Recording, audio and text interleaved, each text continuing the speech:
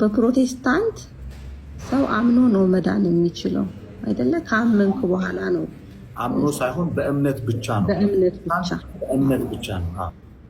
በጣም በሚገርም ሁኔታ የፕሮቴስታንቱን አስቀድሞ ይልኛል።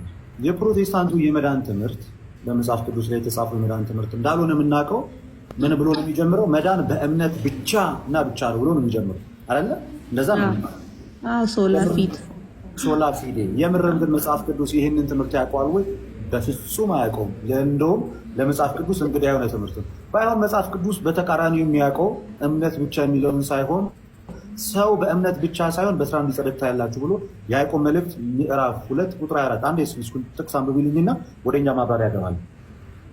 እሺ፣ የያዕቆብ መልእክት ምዕራፍ 2 ቁጥር 24 እና አንብቢልኝ። ሰው በእምነት ብቻ ሳይሆን በስራ እንዲጸድቅ ታያላችሁ። ሰው በምን ጭምር ይጸድቃል አለ? በስራ። እምነት ብቻ ግን አያጸድቅም እያለ ነው። አዎ። ስለዚህ ኤክስ እምነት ብቻ የሚለው የፕሮቴስታንት ትምህርት የመጽሐፍ ቅዱስ ትምህርት ሳይሆን የሰዎች ትምህርት እንደሆነ በዚህ ተረዳ። አሁን የእኛን ላስረዳሽ። የእኛ የመዳን ትምህርት ምን እንደሆነ ላስረዳቸው። የእኛ የመዳን ትምህርት እጅግ በጣም መጽሐፍ ቅዱሳዊ ሐዋርያዊ ትውፊቱን የያዘ ነው። እኛ በእምነት እንደሚዳን እናምናለን። ሰው እንደምታውቁት ከእግዚአብሔር አምላክ ጋር ተጣልቶ ነበር። በባህር የመጣበትን ሞት በራሱ ስልጣን ማስወገድ አልቻለው ነበር። ለዘመናትንም መዳንን የሚሻ እንጂ ራሱን ማዳን የቻለ አልነበረም። ከዚህም የተነሳ በዮሐንስ ወንጌል ምዕራፍ 3 ከቁጥር 16 ላይ እግዚአብሔር አንድያ ልጁን እስኪሰጥ ድረስ ዓለምን እንደወደደ ተመልክተናል። እግዚአብሔር አንድያ ልጁን የላከው ዓለምን ስለወደደ ነው። ዓለም በልጁ በኢየሱስ ክርስቶስ በኩል እንዲድን። ኦኬ። ስለዚህ ሰዎች በበደላችን ሙታን ነበር። በራሳችን አቅም መዳን አልቻለም። አምላክ በስጋ ተገለጠ ሰዎችን ለማዳን። ስለዚህ ክርስቶስ በመስቀል ላይ የማዳኑን ስራ ሰራ። ይሄ የማዳኑን ስራ የሰው ልጆች በስራቸው ወይንስ በጸጋ ይቀበሉታል? ኖ፣ በጸጋ ይቀበሉታል። እኛ እንደዚህ እናምናለን። ኤፌሶን ምዕራፍ 2 ቁጥር 8 ላይ ጸጋው በእምነት አድኗቸዋል፣ ማንም እንዳይመካ ከስራ አይደለም ማለት ያ ከሞት ወደ ህይወት ከጨለማ ወደ ብርሃን ከራቁትነት ክርስቶስን ወደ መልበስ የመጣ ነው። ከባርነት ወደ ልጅነት የመጣ ነው። በስራችን አይደለም፣ አምነን በመጠመቅ ነው። ይሄ ደግሞ ጸጋውን በምስጢራት በኩል በመቀበላችን ነው። ለዚህ የመጽሐፍ ቅዱስ ምስክር አለ። አዎ፣ ማርቆስ 16:16 ያመነ የተጠመቀ ይድናል አለ። ጥምቀት የእግዚአብሔር ስራ ነው። ሰዎች ያምናሉ፣ በውሃ ጥምቀት የእግዚአብሔር ልጅነት ይቀበላሉ። ልክ ምን ብሎ እንደተናገረ ዮሐንስ ወንጌል ምዕራፍ 3 ከቁጥር 5 ላይ ጌታ ራሱንም ብሎ ተናገረ። እውነት እውነት እላችኋለሁ ሰው ከውሃና ከመንፈስ ካልተወለደ በስተቀር ወደ እግዚአብሔር መንግስት ከቶ ሊገባ አይችልም። አስምሮን ተናገረ፣ ዘጋው። ስለዚህ እኛ ምን እናደርጋለን? አምነን እንጠመቃለን። ይሄ በጸጋ የእግዚአብሔር ልጅ የምንሆንበት ነው። ይሄ በእኛ ስራ አይደለም። ስለዚህ በጸጋ መዳንን እናምናለን። መልካም ስራ የሚለውን ነገር እኛ የምናመጣው የእግዚአብሔር ልጅ ከሆንን በኋላ ነው እንጂ በመልካም ስራችን የእግዚአብሔር ልጅ ለመሆን አይደለም። ክርስቶስ ለምንድን የሞተው? እናንተ ገዳም ቁልቁለት ምናምን የምትሄዱ የምትወጡ ከሆነ ሲጀመር እኛ ስለ ዳንን መሰለኝ የተቀደሰ ቦታ ላይ ሄድ ነው እንጂ ለመዳን አይደለም። አስቀድመን የክርስቶስ ኢየሱስን ስጋ የበላን የተጠመቅን የዳንን ክርስቲያኖች ነን። ወደ ቤተክርስቲያን የገባ ነው። ስለዚህ ለመዳን አይደለም እነዛም ሁሉ ውጣ ውረዶች የምናደርገው አስቀድመን ስለ ዳንን ነው እና ድነታችንን ለመፈጸም ነው። የእግዚአብሔር ልጅነት በመልካም ስራ አይገኝም። የእግዚአብሔር ልጅነት አምኖ በመጠመቅ ነው የሚገኘው። እንደገና ጌታ ኢየሱስ ክርስቶስ ግልጽ አድርጎ ሲናገር ምን ብሎ ተናገር? በዮሐንስ ወንጌል ምዕራፍ 6 ከቁጥር 51 ላይ ከሰማይ የወረድኩ የህይወት እንጀራ እኔ ነኝ አለ። ለዓለምም እንጀራነት የምሰጠው ስጋዬን ነው አለ። ስጋዬን የሚበላ ደሜንም የሚጠጣ የዘላለም ሕይወት ያገኛል። እኔም በእርሱ እኖራለሁ፣ እሱም በእኔ ይኖራል። ስጋዬን እውነተኛ መብል ነው፣ ደሜም እውነተኛ መጠጥ ነው። ስጋዬን የሚበላ ደሜን የሚጠጣ እኔ በእርሱ እኖራለሁ፣ እርሱም በእኔ ይኖራል አለ። በመጨረሻውም ቀን አስነሳዋለሁ። በኦርቶዶክስ ቤተክርስቲያን የመዳን ትምህርት ሰው ያምናል፣ ይጠመቃል፣ የጌታ የኢየሱስ ክርስቶስ ቅዱስ ስጋና ክቡር ደሙን በጸጋ ይቀበላል፣ በመንፈስ ቅዱስ ይታተማል፣ ልጅነትን ያገኛል። ልክ ቲቶ 3:5 ላይ ለአዲስ ልደት በሚሆን መታጠብ በመንፈስ ቅዱስን መታደስ አዳነን እንጂ በስራችን አይደለም እንዳለ ለአዲስ ልደት የሚሆነውን መታጠብ በመንፈስ ቅዱስም ያለውን መታደስ ያገኘነው በስራችን ሳይሆን በጸጋ አለቀ። ስለዚህ ከታደስንና ለአዲስ ልደት ለሚሆን መታጠብን ካገኘን በኋላ በመንፈስ ቅዱስ ተሞልተን የእግዚአብሔር ልጆች ከሆንን በኋላ መልካም ስራ እንሰራለን። ልክ ኤፌሶን ምዕራፍ 2 ቁጥር 8 ላይ ጸጋው በእምነት አድኗቸዋል ብሎ ጳውሎስ በተናገረበት ሁለት መስመር ዝቅ ብሎ ምን ያለው እኛ አለ ጳውሎስ ሲናገር ስለዳን ነው። እኛ ፍጥረቱ ነንና እግዚአብሔር አስቀድሞ ያዘጋጀውን መልካሙን ስራ ለማድረግ በክርስቶስ ኢየሱስ ተፈጠርነ። እንደ አዲስ የተፈጠርነው የእግዚአብሔር ልጅነትን ያገኘነው መልካም ስራ ለማድረግ ነው። መልካም ስራ የሰራነው ልጅነትን ለማግኘት ሳይሆን መልካም ስራ የምንሰራው ልጅነትን ስላገኘ ነው። ፔሬድ። ስለዚህ ግልጽ ሆነ ማለት ነው። እዚህ ጋር የሰው ልጆች ልጅነትን ለማግኘት አይደለም ስራ የሚሰሩት፣ ልጅነትን ስላገኙ ነው መልካም ስራ የሚሰሩት። ይሄው ቤተክርስቲያኒቷ በክርስቶስ ኢየሱስ በጸጋ የማዳን ስራ ታምናለች። ተግባባን? ሰላም። አዎ። ስለዚህ እኮ ከፕሮቴስታንት ጋር ብቻ የምትለው ናት የምትለየው እንጂ አንድ እኮ ነው። አይደለም፣ አንድ አይደለም። ፕሮቴስታንት ብቻ ሲል ጥምቀትንና ቅዱስ ቁርባንን አይቀበልም። ተለያየን እኮ ቅድም። ልክ ቅዱስ ቁርባንና ጥምቀትን በማነሳሳት ላይ ከፕሮቴስታንት ጋር ያለ ልዩነት ተጀመረ። እነሱ በማመን ብቻ ልጅነት ይገኛል ይላሉ። ጌታ ኢየሱስ ግን አምኖ በመጠመቅ ይላል። እነሱ የክርስቶስ ኢየሱስ ስጋና ደም ምሳሌ ነው ይላሉ። ክርስቶስ ደግሞ ሕይወትን የሚሰጥ ነው ይላል። በዚህ ተለያየ። አሁን ግልጽ ልዩነት የሚያስቀምጥ ነው። እውነቱን ለመናገር ከዳንን በኋላ ነው መልካም ስራ የምንሰራው ስንል ከዳንን በኋላ የምንሰራው መልካም ስራ በሕይወታችን ምን ውጤት ያመጣል? ሮሜ ምዕራፍ 2 ቁጥር 6 እስከ 7 አውጪና አንብቡልኝ። የዳነ ክርስቲያን መልካም ስራ ሲሰራ ከእግዚአብሔር ምን እንደሚያገኝ ሮሜ ምዕራፍ 2 ቁጥር 6 እስከ 7 ያለውን እስኪ አውጪና አንብቡ። እርሱ ለእያንዳንዱ እንደ ስራው ያስረክበዋል። ለእያንዳንዱ እንደምን ያስረክበዋል? እንደ ስራው። ስለዚህ እነዚህ የዳኑ ክርስቲያኖች ናቸው አይደለ? አዎ። የሚረከቡት እንደ ስራቸው ነው። አዎ። በበጎ ስራ በመጽናትና ምስጋናና ክብርን የማይጠፋንም ሕይወት የሚፈልጉ የዘላለም ሕይወት ይሰጣቸዋል። ለምን ለሚጸኑት ነው የዘላለም ሕይወት የሚሰጣቸው? በበጎ ስራ። ስለዚህ መልካም ስራ ማለት ይሄ ነው። በመልካም ስራ ስትጸኝ የዘላለም ሕይወት ምን ይልሻል? ይሰጠኛል። ቴንኪው። ስለዚህ እኛ እስከዳንን በኋላ የምንሰራው መልካም ስራ ጌታ ኢየሱስ ክርስቶስ ለእያንዳንዳችን እንደ ስራችን በሚከፍለን ሰዓት ላይ የዘላለም ሕይወትን ለመቀበል እንደ ቸርነቱ ያደረግነዋን መልካም ስራ በልጅነታችን መንፈስ ከእግዚአብሔር እንቀበላታለን። ገላትያ ምዕራፍ 6 ጋር ሂጅልኝ። አሁን ደግሞ ከቁጥር 7 ጀምሮ አንዱ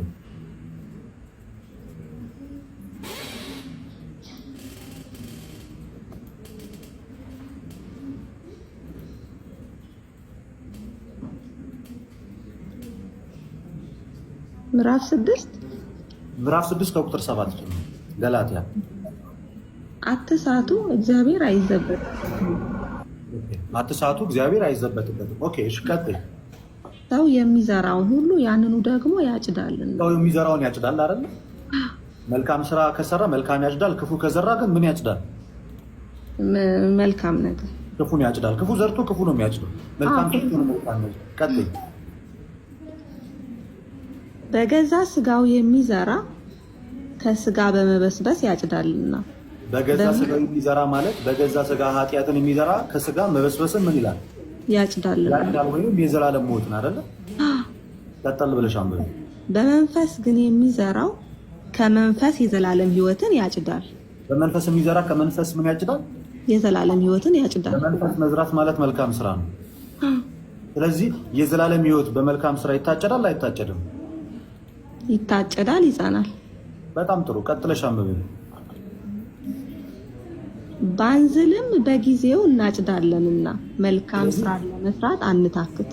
ስለዚህ ባንዝል በጊዜው እናጭዳለን ማለት ባንደክም በጊዜው ከክርስቶስ ኢየሱስ የዘላለም ሕይወት እንቀበላለን። ምን ለመስራት ምን ለማድረግ አንታክት አለ ጳውሎስ? እየሰራ መስራት። መልካም ስራ ለማድረግ አንድከም አይደል? አንድከማ። ስለዚህ መልካም ስራን ስንሰራ ምን እናጭዳለን? የዘላለም ሕይወት። ቴንኪው። ፕሮቴስታንቱ እንደዚህ አያምንም። በእምነት ብቻ ነው የሚዳነው ነው የሚለው። ለዛ ነው እኮ ከመጽሐፍ ቅዱስ እውቀት እና ከሐዋርያት ትምህርት ፕሮቴስታንቱ ተለይቷል። የራሱን ትምህርት ነው የሚያስተምረው ወይንም ሰው ሰራሽ ትምህርት ነው የሚያስተምረው እንጂ ጳውሎስ የሰበከውን ስብከት አይደለም የምንለው ከዚህ የተነሳ። አንድ ፕሮቴስታንት አስገብተሽ በመልካም ስራ የዘላለም ሕይወት ታጭዳለህ ወይ ብትይው ኖ ነው የሚልሽ። ጳውሎስን ግን ሰዎች በመልካም ስራ ሲጸኑ የዘላለም ሕይወት ይታጨዳሉ ወይ ብለሽ ብትጠይቂው አዎ ለገላትያ ክርስቲያኖች እኮ አስተምሬያቸዋለሁ ነው የሚልሽ አይደለ? ይሄ ነው የፕሮቴስታንቱ ትምህርት፣ የሐዋርያት ትምህርት አይደለም። ለዛ ነው ከሐዋርያት ትምህርት ተለይታችኋል፣ ከጌታ ቤተክርስቲያን ወጥታችኋል፣ ወደ ሐዋርያት ትምህርትና ወደ ጌታ ቤተክርስቲያን ተመለሱ ብለን የምንጮሁ ለዚህ ነው። ተግባባ? እሺ፣ ተግባብተናል። አሁን እንደ ፕሮቴስታንቱ ማለት ነው። እሺ፣ እዚህ ጋር መጀመሪያ ያልከው ጸጋው በእምነት አድኗቸዋል፣ ይህም የእግዚአብሔር ስጦታ ነው እንጂ ከእናንተ አይደለም፣ ማንም እንዳይመካ ከስራ አይደለም ይላል አይደለ? ስለዚህ በጸጋ ማለት በእምነት ነው። እዛ ጋር የዳን ነው በእምነት ጸጋው በእምነት አለ። ስለዚህ ይህንን ያገኘነውን ጸጋ እንዳንሰራ እኮ አያስገድደንም አይደለም? ለዚህ ጥያቄ ምን አይነት መልስ ልስጥሽ መሰለሽ? እሺ፣ ቲቶ ላይ ሂጅልኝ። ቲቶ 3:8 ላይ ወጭ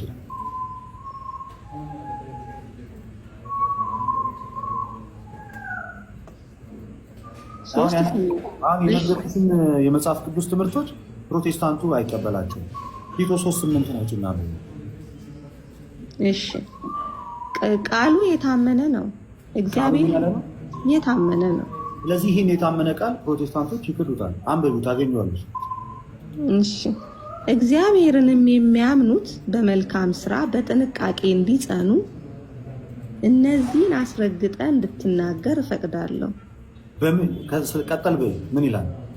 ይህም መልካምና ለሰዎች የሚጠቅም ነው። ጳውሎስ አስረግጦ እየተናገረ ያለው ክርስቲያኖች በምን እንዲጸኑ ነው? በስራ። በምን ስራ? በመልካም ስራ። በመልካም ስራ ሲጸኑ ምን ያጭዳሉ? የሚጠቅም የዘላለም ሕይወት ያጭዳሉ። ገላትያ ላይ ወደኋላ ስንመለስ ያ። ስለዚህ ፕሮቴስታንቱ በመልካም ስራ የዘላለም ሕይወት ይታጨዳል ብለው ከነ አያምኑም። ጳውሎስ ግን ያምናል። ሰዎች አምነው ሲጠመቁ ልጅነትን ያገኛሉ ብሎ ማርቆስ ወንጌል 16:16 ይናገራል። ፕሮቴስታንት በእምነት ብቻ ነው ይላል። ታዲያ ማነው መጽሐፍ ቅዱሳዊ?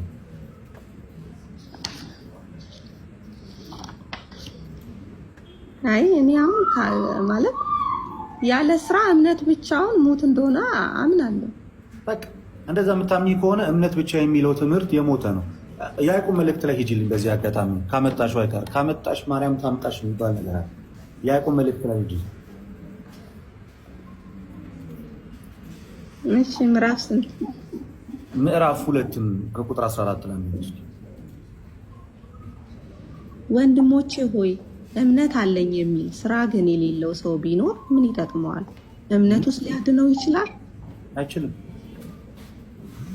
አይችልም። ሲጀምርም አይችልም። ስለዚህ እምነት ብቻውን አያድንም ማለት ነው አይደለ? አዎ። እምነት ብቻውን የማያድን ከሆነ ፕሮቴስታንት እምነት ብቻውን ያድናል ሲል ተሳስቷል ማለት ነው። በዛ እምነት ውስጥ ያለ ሰውም ተሳስቷል ማለት ነው። ያንን እምነት በስራ ካልገለጠው አይድንም እንጂ የዘላለም ሕይወትን ያገኛል። በቃ ስለዚህ ስህተቱ የሚጀምረው ከዚህ ነው። እምነት ብቻ የሚለው እሺ፣ አነበብሽው አይደል? አዎ።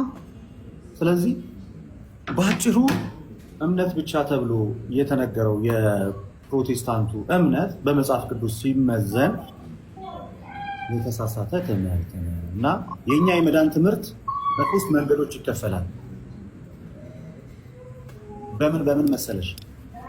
እሺ፣ ድኛለሁ፣ እየዳንኩኝ ነው፣ እድናለሁ በሚል በእነዚህ ሶስት ሂደቶች፣ ሶስት አይነት ድነት አይደለም ያልኩት፣ ሶስት አይነት ሂደቶች። ድኛለሁ ብዬ ስናገር ከሞት ወደ ህይወት፣ ከጨለማ ወደሚደነቅ ብርሃን ያለ ስራዬ መጥቻለሁ እያሉ ልክ ኤፌሶን ምዕራፍ 2 ቁጥር 8 ላይ እንደሚናገረው ጸጋው በእምነት አድኗቸዋል። እየዳንኩኝ ነው ማለት ደግሞ ድነቴን እየፈጸምኩኝ ነው እያልኩ ነው። ፊልጵስዩስ ምዕራፍ 2 ቁጥር 12 ነው። ጭልኛ አንብቡልኝ። ፊልጵስዩስ ምዕራፍ 2 ከቁጥር 12። ስለዚህ ወዳጆቼ ሆይ ሁልጊዜ እንደታዘዛችሁት በእናንተም ዘንድ በመኖሬ ብቻ ሳይሆን ይልቁን አሁን ስርቅ በፍርሃትና በመንቀጥቀጥ የራሳችሁን መዳን ፈጽሙ። የራሳችሁን መዳን ምን በሉ ፈጽሙ። እነዚህ ሰዎች ያልዳኑ ሰዎች ናቸው እንዴ? ይዳኑ። ግን መዳናቸው ምን ማለት አለባቸው? መፈጸም። ለዛ ነው እየዳንኩኝ ነው ስል ድነቴን እየፈጸምኩኝ ነው አልኩሽ። እሺ፣ ሶስተኛ ላይ ደግሞ ምን አልኩሽ? እድናለሁ አልኩሽ ደግሞ አይደል? አዎ። እንደዛ ያልኩሽ። አሁን ደግሞ ለዚህም ጥቅስ ልስጥሽ አይደል? አዎ። ማቴዎስ ወንጌል ምዕራፍ 24 ከቁጥር 13 ላይ ጭኝ። ምዕራፍ 24 ከቁጥር 13 እስከ መጨረሻ የሚጸና ግን እርሱ ይድናል። እስከ ምን የሚጸና ነው የሚድነው? እስከ መጨረሻ። አየሽ፣ ሰዎች መጽናት አለባቸው። እድናለሁ ስል እስከ መጨረሻው እጸናለሁ። እስከ መጨረሻው ከጸናው ደግሞ ጌታ ኢየሱስ ክርስቶስ ምኑን ይሰጠኛል? የዘላለም ሕይወት። መንግስቱን ይሰጠኛል። ስለዚህ የቤተ ክርስቲያናችን ወይንም የእኛ የክርስቲያኖች የመዳን ትምህርት ድኛለሁ ስል በአዳም በኩል ከመጣው ውድቀት በክርስቶስ ሕይወትን አግኝቻለሁ ማለት ነው። እድናለሁ ስል በክርስቶስ ኢየሱስ ሕይወት ካገኘው በኋላ በዛ ሕይወት እመላለሳለሁ ማለት ነው። እየዳንኩኝ ነው ማለት ነው። እየዳንኩኝ ነው ማለት በክርስቶስ ኢየሱስ ባገኘሁት የመዳን ህይወት እመላለሳለሁ። እድናለሁ ስል ደግሞ በመልካም ስራ ስንጸና እና እስከ መጨረሻው የጸና እርሱ ይድናል ስለሚል ያኔ ጌታ ሲመጣ ለወዳጆቹ የሚሰጠውን እቀበላለሁ እያልኩኝ ነው በተስፋ። ግልጽ ሆነልሽ አይደል? አዎ ግልጽ ሆነልኝ። መልካም ስራ የሚለው የሚመጣው በክርስቶስ ኢየሱስ አምነው ተጠምቀው የጌታን ቅዱስ ስጋና ክቡር ደም ተቀብለው ልጅ ከሆኑ በኋላ ነው የሚመጣው መልካም ስራ። ፕሮቴስታንቱ ግን ሲያደናግርሽ ምን ይልሻል? ይሄ እኮ ይጾማሉ፣ ይጸልያሉ፣ ድንጋይ ይሸከማሉ፣ ጌታ ግን እንደሞተላቸው ረስተዋል። ኖ ኖ ኖ ኖ፣ ጌታ እንደሞተልን ረስተን አይደለም። በጌታ ስለዳንን ነው እንደዚህ አይነት መልካም ስራዎችን እየሰራን ያለ ነው እንጂ የጌታን ደም ለመተካት አይደለም። ተግባባ? እስካሁን ጠይቀሽ እንደ መጽሐፍ ቅዱስ ያልተመለሰልሽ ጥያቄ አለ? አይ የለም። በጣም ጥሩ። ወደ ቅዱስ ቤተክርስቲያን ህብረት ይጨምርሽ። አሜን አሜን።